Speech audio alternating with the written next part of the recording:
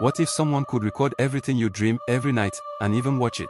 Well, in the year 2093, that's exactly what happened. By then, everyone in the world had something called a dream chip. It was a tiny chip, placed behind your ear when you were just a little kid. And every night while you slept, that chip recorded your dreams. Doctors said it helped people stay healthy. Teachers said it helped students learn faster. Even companies used it to show you art inside your dreams. And to be honest, most people didn't mind. Life was easier, safer, controlled. But one man, Evan Cole, saw something inside a dream that he was never supposed to see. And that's where everything began to fall apart. Evan was 39. He worked at a big tech company in New Seattle. His job was to test dream filters. That means he helped remove bad dreams before people even had them.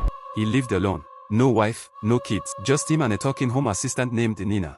Every night, Evan took a small pill that helped the dream chip work smoothly. Then he'd go to sleep, and the chip would do its job. Soft dreams, relaxing colors, sometimes a little voice in the dream saying something like, "Try Dream Cola. Your brain will thank you." Pretty normal. But one night, Evan ran out of pills. He thought, it's fine, just one night. So he went to bed without taking it. And that's when everything changed. That night, Evan didn't see soft colors or art. He found himself inside a dark, cold hallway. The walls were metal, wet, the lights above flickered. And on both sides of the hallway, there were glass tanks, big ones, like the kind used in science labs. Inside those tanks were children. They were floating in some kind of liquid. Their eyes were closed. Wires came out of their heads. They looked like they were dreaming, but not in a peaceful way. Then, a man in a white coat walked past, holding a clipboard. He didn't even notice Evan standing there. That's when Evan realized he wasn't really in the dream. It wasn't his dream. He was watching someone else's. And just then, one of the children opened their eyes. The child looked straight at Evan and whispered, "Why are you watching?" Why are you watching? Evan woke up immediately. He was sweating, breathing hard. He jumped out of bed and checked his dream chip log. Nothing. There was no recording. No file. That wasn't possible. Every dream was saved. That was the whole point of the chip. But this one, gone. He tried again. The screen flashed. Access denied. System error. Evan knew this wasn't just a glitch. He worked with dream chips for a living. He'd never seen this before. Someone had deleted the dream on purpose. The next morning, Evan went to work early. He used a secret tool, something only engineers like him had access. He pulled up the raw dream data. And that's when he saw it. There was a dream signature inside the file, but it wasn't his. It belonged to someone else. A child. Code name L9274. But when he searched for that child's ID, nothing came up. No records. No birth date. No chip registration. It was like the child didn't exist. Then, his screen froze. His access was locked. His work badge stopped working. He didn't need a message. He already knew. They were watching him. That night, Evan stayed awake. Around 2:40 in the morning, his apartment lights flickered. Then, the doorbell rang. He checked the camera. Two people stood outside. Mr. Cole, we'd like to talk to you about your dream activity. Evan didn't answer. He turned off the lights, slipped out the back, and disappeared into the night. He only knew one place to go. The old tunnels under the city. A place where the government systems didn't work well. No tracking. No signals. No DreamNet. There, he found Mira. She was a former dream chip engineer, one of the best. But she left years ago, when she started asking questions. She let Evan in. "You saw something, didn't you?" she asked. He nodded. He told her everything.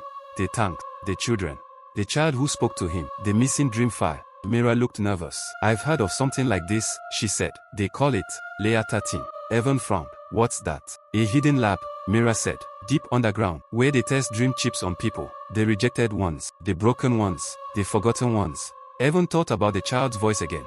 Why are you watching? That night, Mira connected Evan to something rare, an offline dream device. A way to dream without connecting to the system. "Try to go back," she said. "Maybe that child is reaching out to you."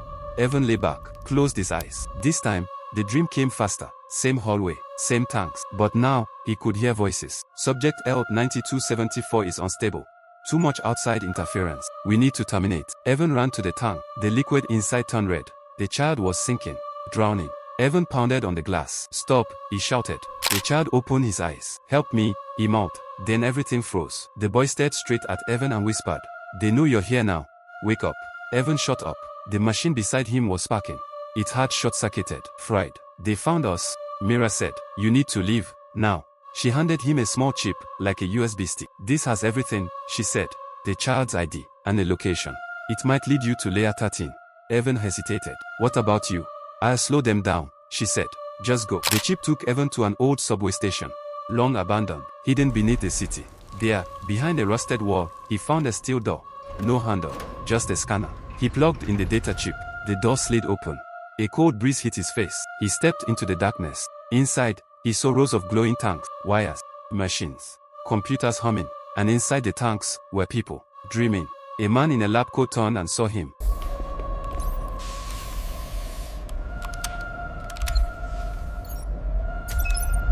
Ran to the main computer. The screen asked, "Release all subjects." He clicked yes.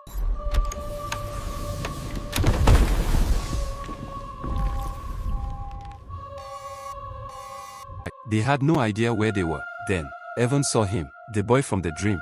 He looked older now, like he had grown years in just days. "You came," the boy said. "You actually came," Evan stared. "Who are you?" "I'm just one of many," the boy said. "They used us, used our dreams to feed their machines, to build artificial minds, to teach AI how to feel, by making us suffer.